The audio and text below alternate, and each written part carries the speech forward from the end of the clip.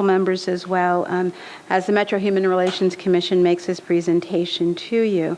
At the podium this afternoon, I have with me our board chair, Dan Cornfield, and our first vice chair, Deb Palmer-George. In the gallery, one of our staff members, Mark Etherly, who is our program administrator. We have several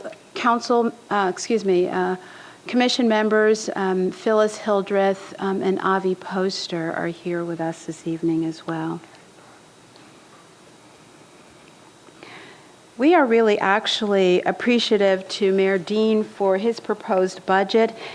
We appreciate it because the proposal maintains at least our current level of funding for the Human Relations Commission.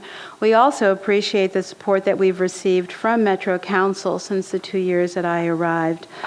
Together, your support has given us a chance to demonstrate our value to the community.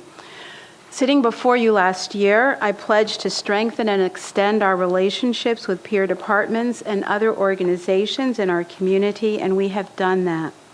We have translated and reinforced our city's commitment to diversity, inclusion, community safety, and healthy workplaces to new and ongoing programs in compliance and multicultural education for the Human Relations Commission. So with that said, I'd like to just underscore a couple of highlights. I know that you have them in your budget book, but we thought that this would be an important thing to share with everyone this evening. The Commission has sponsored or conducted human relations programs in 7 of our council districts this year, 1 or more times. Districts 2, 16, 17, 18, 19, 21, and 32.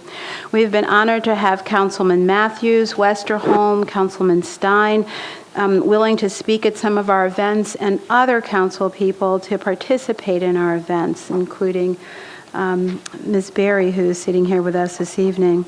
We conducted 2 comprehensive diversity trainings for Metro Nashville Public Schools this year, producing a savings for taxpayers in this area of between $7,000 and $10,000 based on competitive market training rates and consultation rates.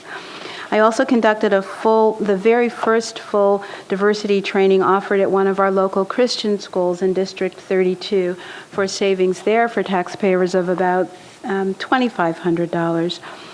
We organized and produced the first Student Human Relations Commission Summit this year for Metro Davidson County High School students. It was a really successful event during the first intercession in the fall. It drew 160 students from 14 different schools in our county, and we are the planning for the next summit is underway. The Commission this year partnered with 2 institutions of higher education to introduce some state-of-the-art leadership skills to our community.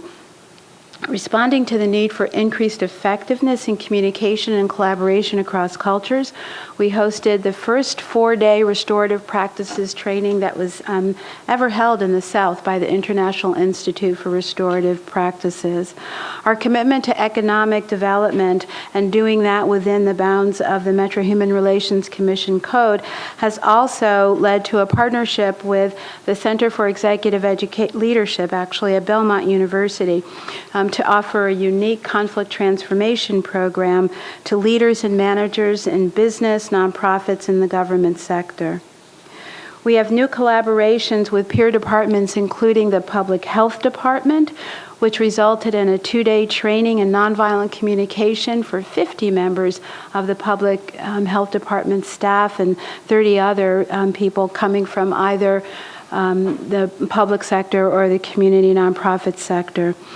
And we also contributed proudly with the Planning Department's collaboration to the background paper entitled Partnering for a More Equitable and Inclusive Nashville, a capstone in our regional development, our regional long-range planning process.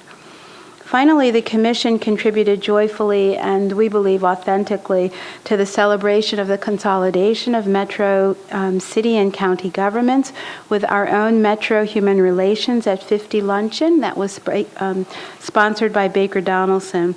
We're grateful for a distinguished list of speakers at that event that included Mayor Carl Dean, Dr. Warren Moore, who was the first executive director of the Metro Human Relations Commission, starting in 1967, John Siegenthaler, Senator Harper, and a host of other luminaries.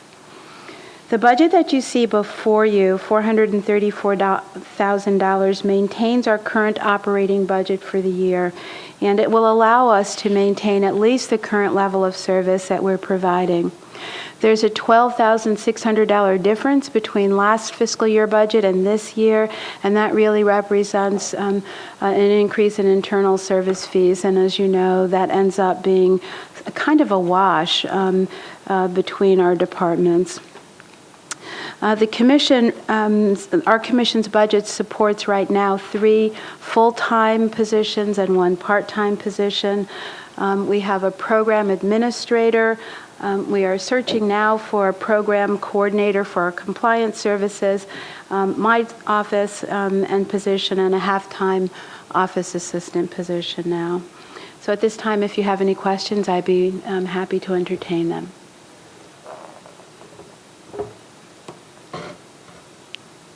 All right, I don't have any council members in the queue, so I'm guessing that there are no questions for the Human Relations Commission at this time. And seeing none, I'd like to thank you, Ms. Blackwell, for coming before us, making your presentation, and I'd like to conclude your department budget hearing. Thank you very much. All right, thank you.